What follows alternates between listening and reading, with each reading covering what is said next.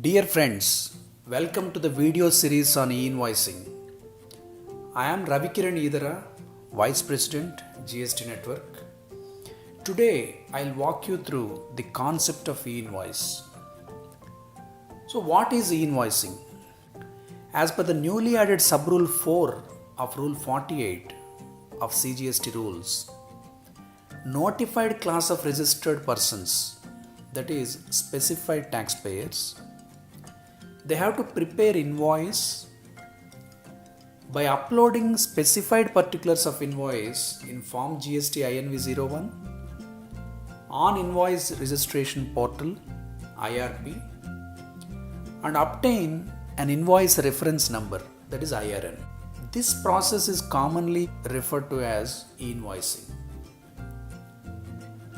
And wherever e-invoicing is applicable, the invoice issued in any other manner by the notified person, it shall not be treated as an invoice. What about the process involved? The taxpayers are presently using their own accounting billing ERP systems to create their GST invoices. The same thing will continue without any change. But now these invoices have to be reported to Invoice Registration Portal. On reporting, IRP returns a signed invoice, digitally signed invoice with a unique invoice reference number, that is IRN, and a QR code containing the key particulars of the invoice, including the IRN.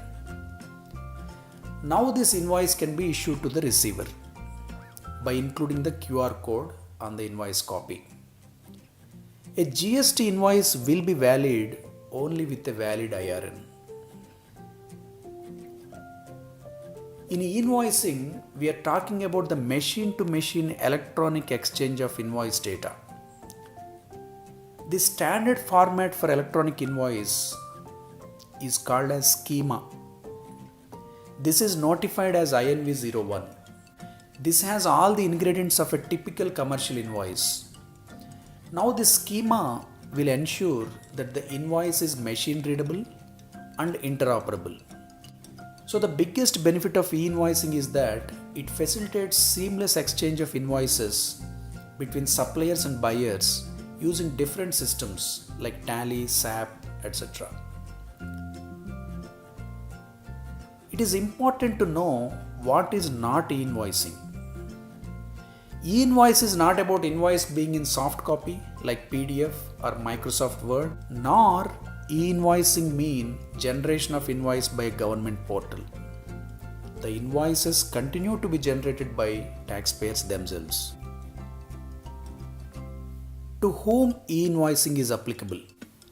From October 1st, 2020, taxpayers whose aggregate turnover based on PAN in a financial year is more than rupees 500 crores, e-invoicing is applicable. And what are the sectors exempted? Special economic zone units and all the scenarios where the special invoicing under GST is now applicable, that is insurance, banking, goods transport agency, passenger transport services, multiplex cinema admissions. These sectors are exempt from e-invoicing. What are the documents and supplies covered under e-invoicing? The documents covered are invoices, credit notes and debit notes. The supplies covered are B2B supplies, supplies to SEZs, exports, deemed exports. Please note that B2C, that is business to consumer supplies, are not covered under e-invoicing. For more information and help on e-invoicing, you can visit the Invoice Registration Portal einvoice1.gst.gov.in. You can also visit GST Network's website gstn.org.in, and for any help on the portal or regarding the API or testing issues, you can write to these email IDs. For any other queries or suggestions on e-invoice, you please write at e-invoice@gstn.org.in. Please do check other videos on e-invoice video series. Thanks for watching this video.